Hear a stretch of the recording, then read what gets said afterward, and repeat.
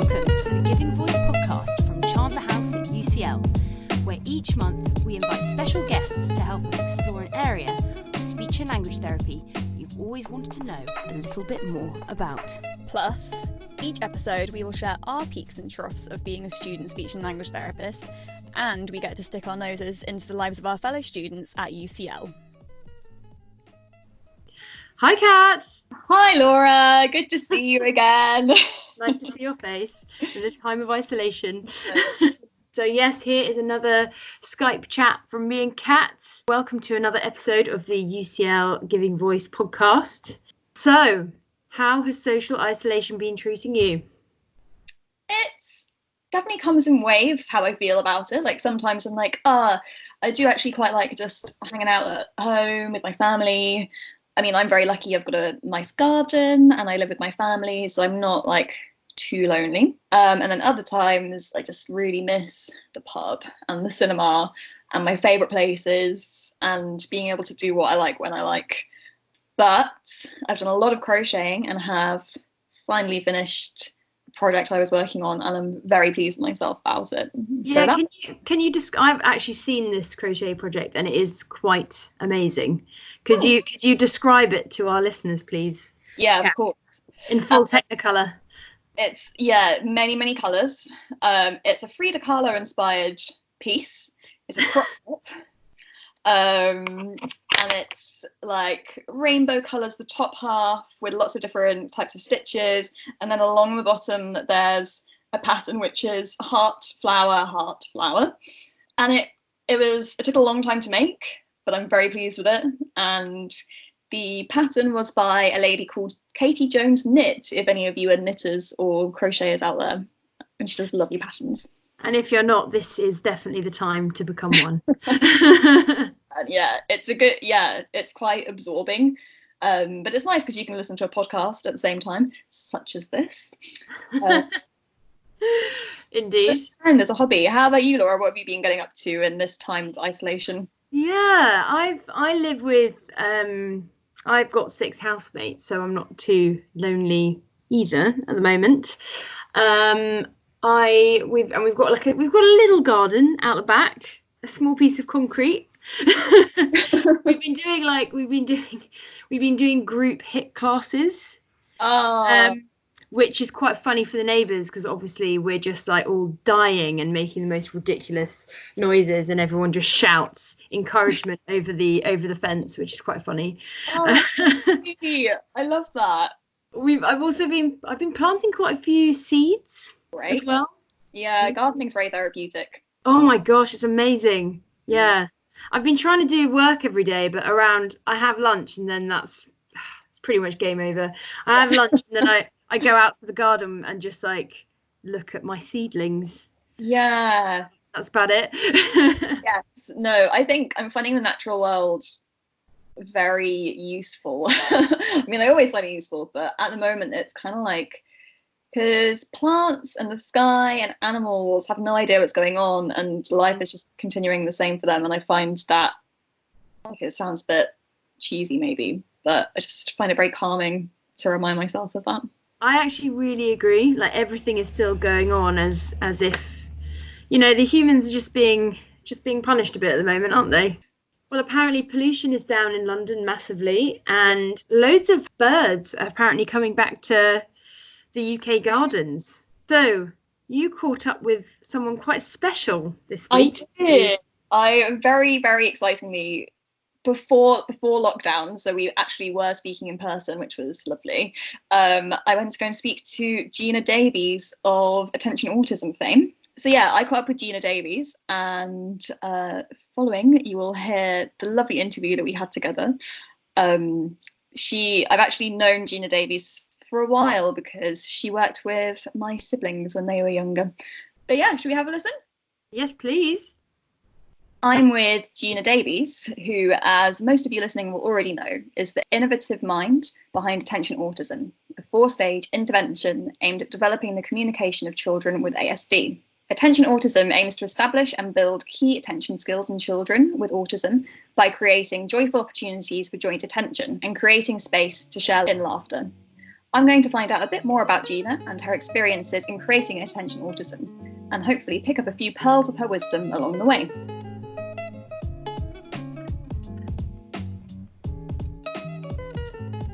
Right, hi Gina. Could you tell me a little bit about your route into speech and language therapy and how you made your way into the field of ASD? Wow, yes. It is a very long time ago. I had intended actually to be a nurse, but I went for my interview on the wrong day, so I was a day late. And actually they were very huffy about it. It was a genuine mistake, but I thought, well, maybe not nursing. And I went back to school. I was doing my A-levels, and I thought I would do marine biology. I was very keen on Jacques Cousteau, read all his books, and that was sort of the thing of the time. But I failed my physics O-level. Oh no. I not only failed it once, I failed it twice. And I think the teacher was getting fairly despondent. So I began to look for other things, and I came across speech and language therapy, and I've loved every minute of it from the moment that I enrolled until now. It's a profession I think I'm so lucky to have come across. Yeah. Because for me, it's just it just fits what I would like to do, and it's a career I've really enjoyed. Have had a few ups and downs and tried some things and decided against them, but my first job was in a long stay hospital for the mentally subnormal, and that tells you how old I am, because you can't say any of those things anymore. No. So I went there. I was that was in Red Hill, so that was my first job straight out of college, and no supervision, no multidisciplinary team, no nothing really. I did have an office and a box of tongue dabs on the desk and a white coat.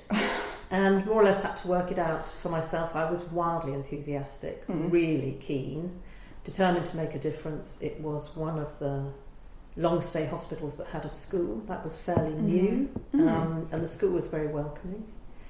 And I really enjoyed the job, but it had to cover everything for the 600 residents, except for feeding. Feeding wasn't really in the profession at that point. So I did everything from training charge nurses. It was a medical model. I attended all the various committee meetings, worked a little bit with the psychologists who were very open. I don't remember any occupational therapists. That's interesting. Physiotherapists who were in the office next door to me. And I made it up as I went along. I don't think my training prepared me fantastically well for the practicalities, but I did work very hard.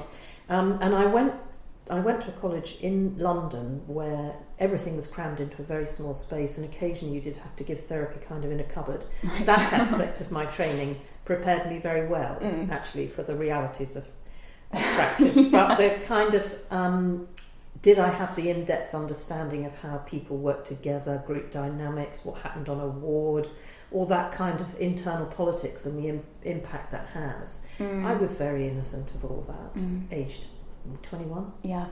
And in fact, after a couple of years, I burnt out. But whilst I was there, I realised there was a group of children that didn't go to school. And it's that group of children that began to intrigue me, and nobody really seemed to know what to do with them. And I was told they were ineducable because they were autistic. And certainly, I had no idea what to do with them, because autism wasn't even mentioned on my training. Wow, it was considered really? to be so rare, I was very unlikely to meet it. That's true. Whoa. And looking back, that's, nowadays I think that's extraordinary. I did try very hard with that group of children, but I really didn't know what to do with them, and nothing I did seemed to work. And I struggled with them. I couldn't find anybody else to tell me what to do either. Eventually I found people in the profession who would engage in the process of diagnosis. So I became a little bit more knowledgeable about how to diagnose autism, but that doesn't tell you what to do about it. It's easy to spot what's gone wrong. It's what you do. So I left that job and I took a job in the clinic, which I loved, and I covered the whole age range again, as I had done in the hospital. And every now and again somebody would bring a child into the clinic, and I thought, this reminds me of those children I saw in hospital. And it was during that time period really that children and adults had stopped being placed within the hospital, perhaps about 5 years before. So there weren't any new children coming in except for emergency medical placements. So the children, clearly were staying with their families more frequently. So that became a problem, really, because we didn't know what to do with them. And eventually I managed to find a group of people who were having a go at some therapy. It was pretty much ABA, applied behavioural analysis, at that point, with one or two other things happening. People like Dave Hewitt and Phil Christie were also working in the field and much more knowledgeable than I was, and I followed every move they made. And then I left that job because I thought I wanted to particularly focus on children with autism, and took a job at Linden Bridge, which was a school for children with autism. And it was there really that I was given the opportunity to learn how to do it by the education team. And at that point I began to get some supervision as well. Up until that point, pretty much I had been let loose. I did have some in the clinic job, but nobody ever saw me work. Nobody ever talked to me about whether what I was doing was right or wrong. I had a very encouraging what's called chief speech and language therapist, somebody called Linda Harding, who was a huge influence on my life, actually, and on my therapy. Really? She was a great one for encouraging us to take a risk and to have a go and to look at what we were doing. So there was a lot of that. And I got to Linden Bridge and I learnt a huge amount, really, mostly about how pointless all the speech and language therapy I'd been doing before was, and how if it wasn't integrated with the curriculum and meshed into the child's life into a meaningful context, it was pretty much, you were just training discrete skills. So that was a real eye-opener, and it was following that job that a colleague from the school, a teacher, and I left and set up the Early Intervention Centre little group, which I did for 17 and a half years. Wow. Yeah, every day working in the group with the children hands-on. And at the time we set it up, it was considered revolutionary. And actually, I was hauled in by my seniors at the time in the local authority because they were very suspicious of people working independently.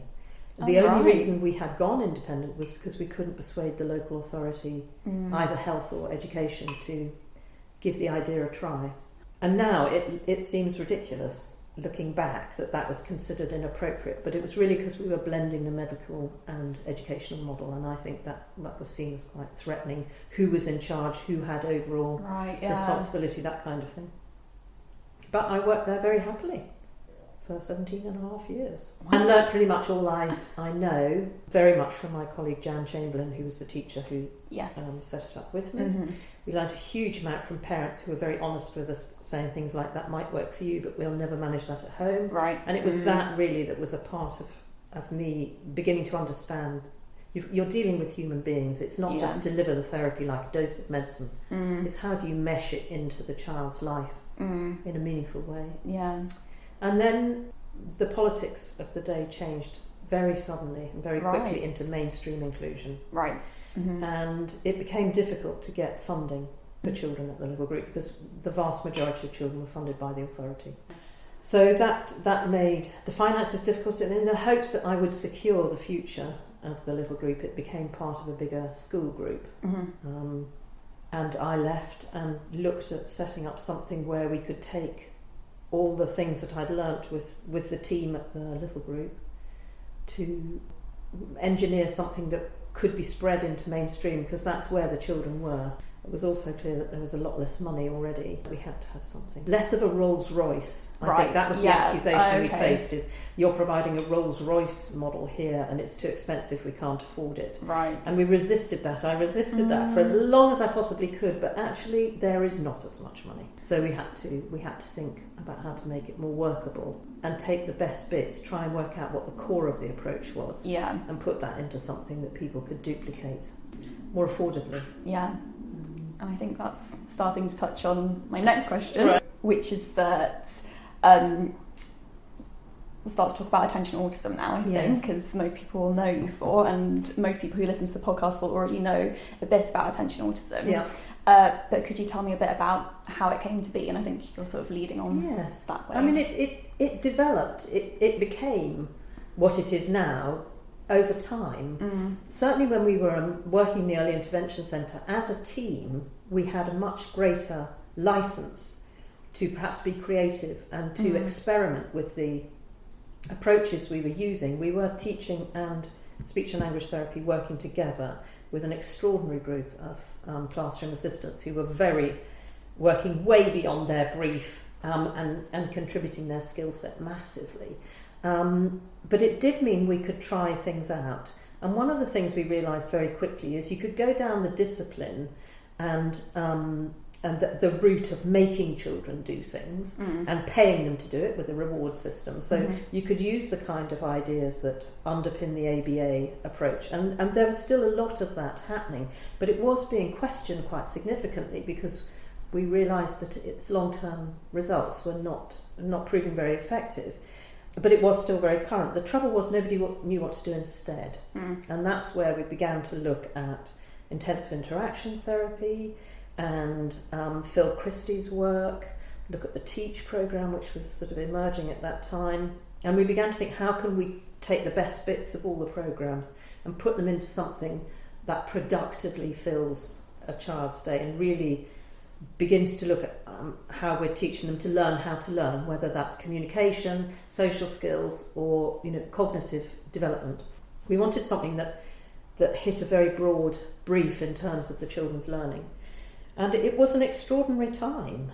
We tried some things that didn't work, but we were able to then turn on a sixpence, as it was, oh gosh, that shows my age, to turn on a 5p piece and go in a different direction. But what we were doing was attending all the conferences that we possibly could. So we were listening to all the new research and trying to convert that into something that worked in practice. And that, it was very exciting. It was very hard work. I have huge respect for my colleague Jan Chamberlain, who, she's a great one for, well, that didn't work, need to turn up tomorrow, we've got to try again, as opposed to feeling despair. And in the early days, there weren't very many parents who took the risk to be with us. But some parents did, and word began to spread. We didn't do any advertising. It was just word of mouth. And then the authorities started to place children with us, because the schools that received the children when they left said that the children were coming through with skills a year or 18 months in advance of those children who'd been placed in mainstream alone. And that's difficult for people to ignore. Yes. And I think what we developed was a kind of a way of delivering something creative and engaging within a very structured, autism-friendly approach. So we used visually supported communication, we used structure, we used all the best bits that we could pull in, and we focused very much on teaching the children in groups so that we could produce an appropriate social communication dynamic. And the parents were taking a risk, because it certainly feels easier to believe that one-to-one would be more effective for your child. But actually what we're trying to prepare the children for is life in the community. And that means you've got to know how to rub along in a family, as well as how to rub along in school and in your community. And if you can only do that one-to-one, your world becomes quite small quite quickly. Definitely. So the Attention Autism program, it wasn't called that then, and it developed into that really after I'd left, when we began to look at what the core ideas of the program were. And very fundamentally, that is offering an irresistible invitation to learn. And it's about making sure that the activity is so great that the child steps forward and opts in, and then you thread the social interaction and the social communication through the leading adult and the supporting adult, so that it becomes meshed. It's not that we teach a child to speak, it's that communicating becomes important to the child because there's something they want to communicate about, and you just happen to have offered the right thing at the right time within an activity that is really absorbing the child in a structured social group. And that's what we're trying to do.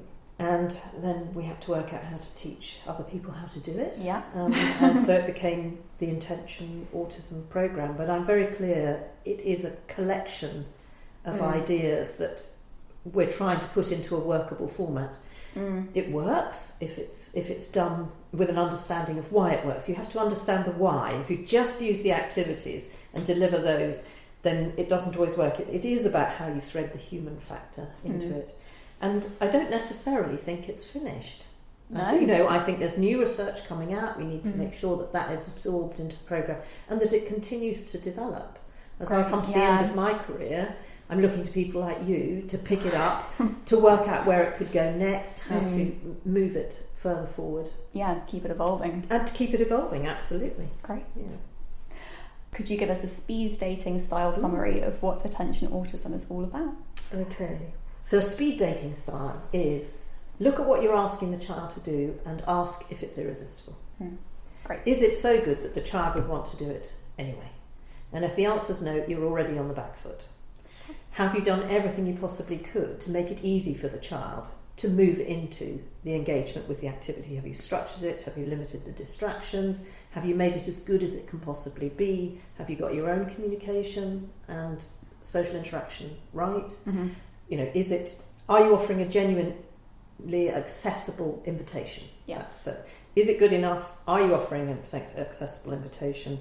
And then you're looking at the density of learning within that opportunity. So stage 1 is to teach the children how to focus their attention quickly. It's no good if it takes you ages to lock on to something because you've already missed the first bit. And that leaves children feeling a little bit confused and often anxious. So how to focus your attention, that's stage 1, often referred to as the bucket, but it doesn't have to be a bucket, and it's not the bucket that is the therapy, it's or the intervention, it's how that is delivered. Stage 2 is teaching the children to sustain their attention for longer, something fabulous to watch with a clear beginning, middle and end. It's not about the end result, it's about the process, because what you're trying to do is to get the children to engage and stay engaged for a longer period of time, because we're trying to establish the strategy of learning how to learn by watching, because you're playing directly to an autism strength in terms of their visual thinking. Yes. Stage 3 is how to shift your attention from watching to your individual participation and then back to watching, and to give the children the independence in making that shift. Often looks like taking a turn, but again it's about how that is structured and how that's done. And stage 4 is when the child watches a demonstration of an activity, makes a transition with their own kit, does the activity and returns. So we're trying to duplicate the kind of process the child will come across frequently in their educational career, which is the teacher shows you something, tells you what to do, gives you a shot at it, and then you do it independently. And that's the kind of structure, but we're basing it on using the strengths that children with autism have to make a learning opportunity really accessible. Maybe there's a stage 5 and stage 6, I don't know yet, possibly to come. Great. And I wondered if there were any myths around attention autism that you fancied busting. Yes. There are some myths around it. So one of the myths seems to be that just doing the bucket I wondered if that would come up actually. is the programme, and that's often because somebody who's seen or who's done the training has a very limited period of time, so they go in and they only demonstrate stage 1. But stage 1 will never be enough in its own right. It's that's really not the way that it's engineered to be useful. So yes, doing just the bucket on its own is no help. That it's better done one-to-one than in a group. That's another myth. You can do it one-to-one if you're working with parents at home. Maybe your group is the child and the mummy. That's fine. But you will have to do it in a group if you're preparing a child for a social community of any kind. So we would start in a group. That children are not ready for the Attention Autism programme. That's an interesting one. I would say if they're over 2, you should give it a crack. It might be that they've never tolerated the adult-led agenda on the adult's terms before, so it might be tricky, but it is designed to be autism friendly. So if that's the only problem, the child will access it and you see them step forward very quickly.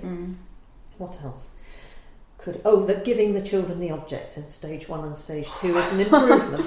That is a myth. And it is one of the improvements we often hear, or people say we've changed it a bit, we give the children the toys out of the bucket. And that really just, that's absolutely fine if that's what you want to do, but that's not the Attention Autism programme then. Because the reason we don't give the things to the children is because we know they can only process one thing at a time, and we want them to be engaged with the person as well as the object. As soon as you give them the object, you've broken the connection with the person. But it can feel illogical. Yeah. But of course the child does get hands-on at stage 3. Yeah. What are the other myths? Oh yes, that we'll start the programme now, and we'll do stage 1 until the end of the summer term. Oh. And I'm thinking, why? Really, you're looking to move through the programme to establish it in about a 6-week window if you're doing it every day. Yeah. And then you have the programme through which you can deliver all the learning opportunities you want to make available to the child. But you don't do the bucket for a set period of time. You do stage 1 until the children, or the majority of the children in the group, have got that, and then you introduce stage 2, because we want the session to last approximately 20 minutes with all 4 stages in it. So no, not just stage 1. No. With an idea that you'll continue with that. What else? I don't know. Great. What else have you seen with it? Just people calling it bucket therapy and just doing stage 1. I don't really mind what they call it, but for people who are calling it bucket therapy, I think we just need to be sure that they understand that there are 4 stages, so that they're offering sufficient challenge to the children. Yeah, definitely. Cool. Could you pick 3 words that you think most represent attention autism? Joyful, irresistible invitations. Great. Good 3 words. What do you wish everybody knew / understood about autism? I think that it's not a life choice. I think we are beginning to understand that. It's not a deliberate decision to be confused or to develop tricky behaviours that are just mistakes. They are just mistakes, but they get a bit stuck. And that it doesn't go away. It is a part of how you neurologically are set up, and it's a part of how you process the world, and that can be made easier or harder for you depending on what's happening around you. I think probably I've got a little bit tougher as I've got older. I see people bending and breaking rules when they're working with children who are on the autism spectrum, and I think if the child or young person learns that rule is not applicable to them, what will happen when they're 18 and outside the educational system? So now I'm probably a bit tougher. I recognise it's hard, but any rule bending has to be a part of the process of preparing the young person for adult life. So it is not helpful to build dependence on one-to-one. It's not helpful to allow children to develop communication styles that will cause offence, because Joe Public is not very tolerant of those things.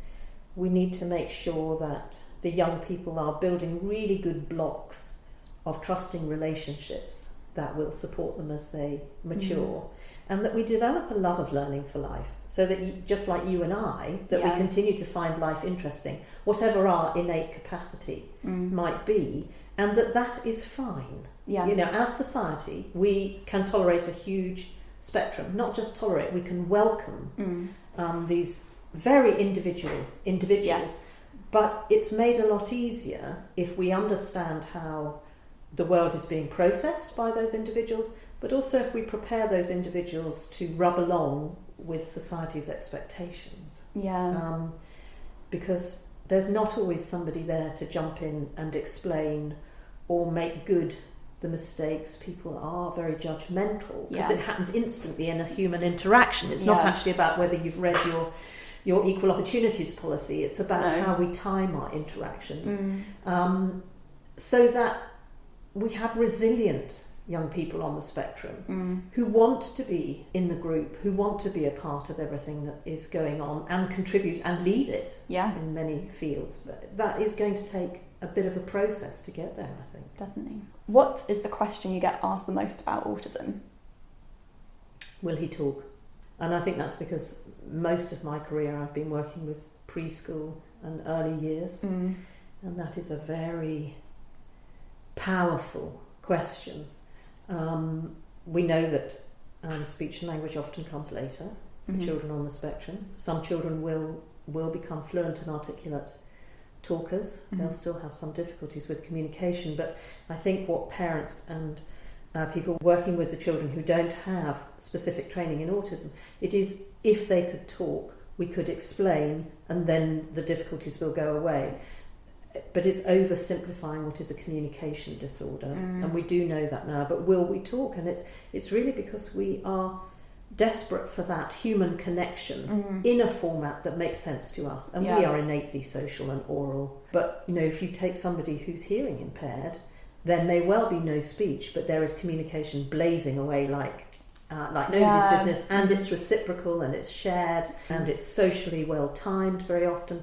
Whereas in autism, to have a breakdown at that very fundamental level, it is the talking which is the obvious symptom of the difficulty. But where we need to intervene is in the bigger picture of around communication. But for me, I probably get asked that question 20 or 30 times a week. So somebody might sit through the Attention Autism training, and then the question at the end individually be, can you tell me whether my son will talk, or my daughter will talk, or I've got this child in my class, will he talk, or I've got this child in nursery, will he talk? And it's a very basic human need, this reciprocal communication, and talking is the symptom. How do you answer that question? The honest answer is I don't know, and I'm not fudging the issue. But we used to guess at the Early Intervention Centre, and we were only right 40% of the time. It's easy to spot the ones who will, because they're nearly talking already, and it's easy to spot the ones who might not, because perhaps you've got additional severe learning difficulties, or you've got a very powerful difficulty in that part of the neurological wiring. But the whole group in the middle, in the middle is a good long band. It is very difficult to know. It is. And I think the most important thing to remember is that we owe the parents the truth. What you desperately want to say is yes, of course. But that would actually be a lie. And that's no help to anybody. But I think what we can say is, I don't know, but everything we do now is heading us in that direction. And we're going to use a model that has a really good developmental underpinning, and we're heading in that direction. If we get stuck, we'll work to find a way round it to the very best of our ability. But we're heading in that direction. And you have to be prepared to explain why that's the case, as many times as somebody needs to hear it. Because the first time you hear it, it's not what you want to hear, so you will go somewhere else to hear it again. Then if you are trusted, they will come back and ask you again, because it takes a while to understand really challenging, difficult information. And our last question. If you could give a speech and language therapy student such as myself one piece of advice, what would it be? Don't forget the human beings, which is successful intervention is about, have you managed to glue the intervention to that particular individual and their lives, that family, that class teacher, that class group. Because intervention that stays theoretical and is difficult to use in practice is flawed, unfortunately. You might tick the box that you've given them the information, but I think our professional expertise lies very much in how do we individualise good quality, generic advice often that's available on the internet, but how do you make that individual for this person in their life with the capacity for the intervention to mature with the young person. And don't forget to have a laugh when you're working. Thank you, that's this one. A bit of humour is absolutely essential, because some bits are going to be tricky. Stay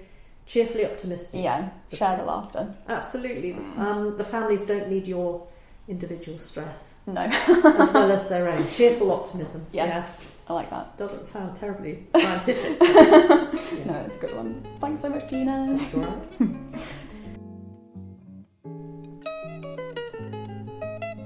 Wow, what an inspiring woman. Absolutely amazing. Yes, I love Gina so much. We're very lucky to have women like Gina in our professional sphere, with the skills that she brings, and lecturers have commented in our lectures that she really has the art as well as the science of speech and language therapy, and just has the most amazing way of blending the two. And we were very lucky to get to speak to her, so thank you, Gina, for coming to chat to us. What was it like seeing her again after so many years? Oh, it was lovely. It was like talking to an old friend. But she was very kind and bought me some gluten-free snacks especially. So Yes, Oh, very humbled and felt very lucky to get to chat to her again. lovely. Well, yeah, thank you for doing that, Kat. That was a great interview. You're very welcome. We've had excellent guests recently. I'm very excited for everyone to hear all about the conversations we've been having. Okay, well, thank you, everybody. Thank you for listening. And we will be back shortly with some more episodes of your favourite speech and language therapy podcast. We will. Many more Skype conversations for you guys to listen to. All right. Thanks, Kat. Thanks, everyone. Thank you. Bye.